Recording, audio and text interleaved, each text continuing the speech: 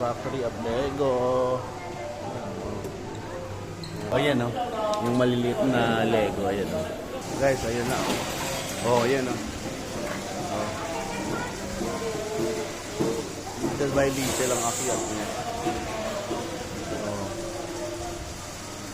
Yung mga Lego na yan o. Very small. Maliliit o. No, you can't get it. Look, see?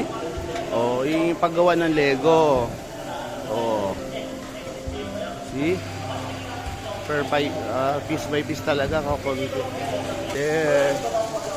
O, yan na yung baga.